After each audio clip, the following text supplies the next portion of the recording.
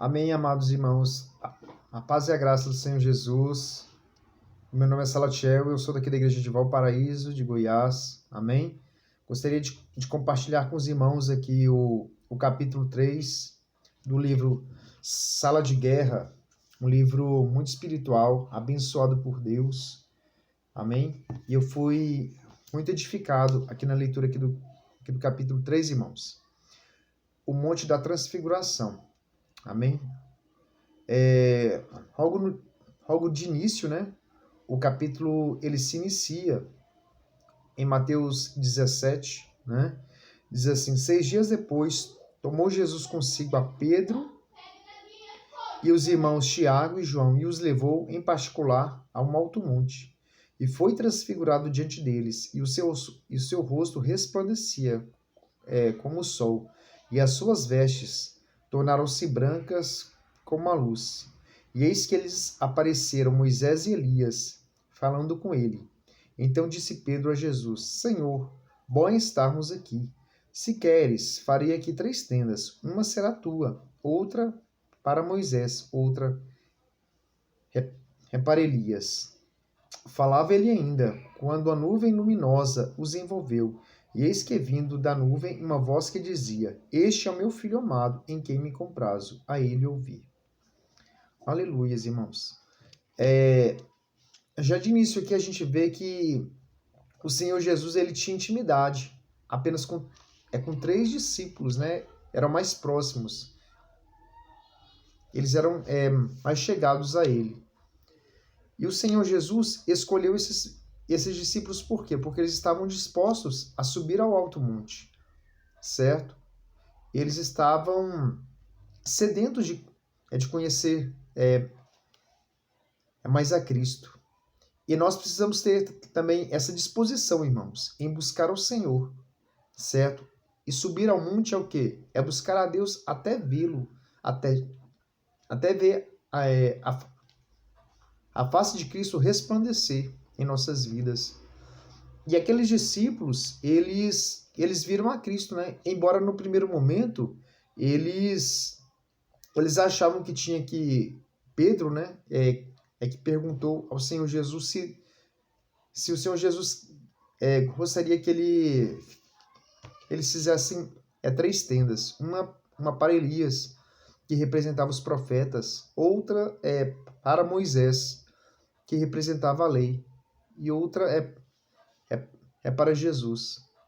Ou seja, eles ainda estavam ligados com o passado. Eles estavam presos à lei e os profetas. Mas o Senhor Jesus queria o quê? Mostrar a eles a sua glória. Ali não era apenas o Jesus homem, era o Jesus Deus. 100% Deus. Assim, irmãos, como eles viram Cristo, nós precisamos ver a Cristo. Nós precisamos ver Cristo glorificado. Amém? O nosso Deus, ele está vivo. Ele ressuscitou. Jesus Cristo está vivo. E continuando aqui, aqui na leitura, diz assim, que nós devemos levar a sério a palavra profética, né? Nós precisamos, irmãos, ter discernimento da palavra de Deus e levarmos a sério aquilo que o Senhor ele tem para nossas vidas. Nós precisamos assumir a nossa responsabilidade de líderes, amém? Diante da obra do Senhor. Todos nós aqui, nós temos um chamado, certo? Em primeiro lugar, é claro que nós sabemos que o nosso ministério, ele inicia em nossa casa, no nosso lar, certo? Porque se nós não liderarmos a nossa casa, a nossa família, nós não temos nenhum requisito básico para liderar os encargos na obra do Senhor. Amém? E nós temos que ter temor, reverência à palavra profética, né, irmãos?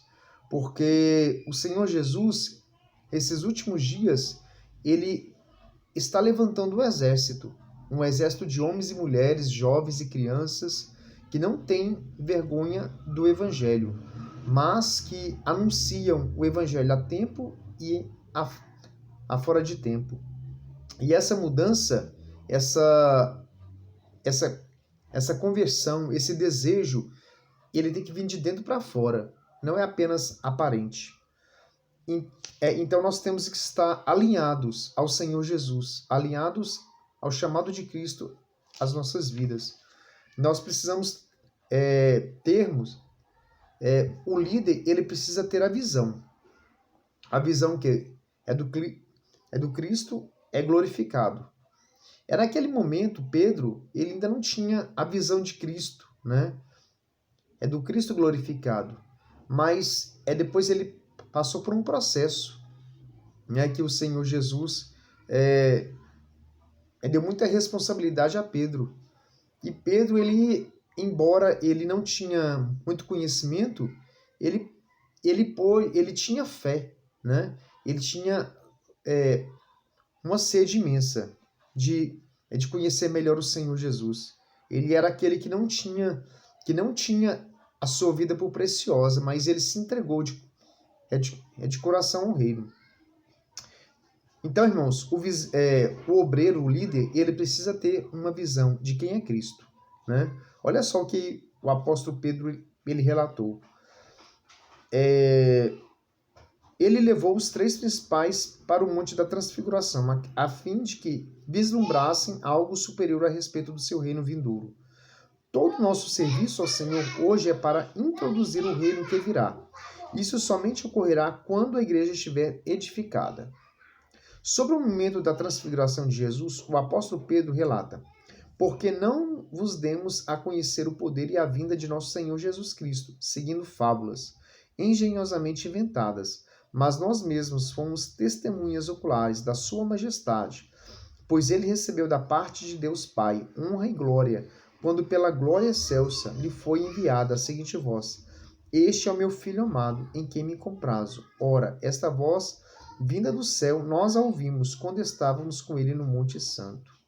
2 Pedro 1,16. Irmãos, uma pergunta o Senhor ele nos faz aqui nessa palavra, aqui nessa meditação. Será que eu e você, nós realmente ouvimos a voz do Senhor? Será que nós temos realmente a convicção do nosso chamado? Porque isso é muito sério, irmãos.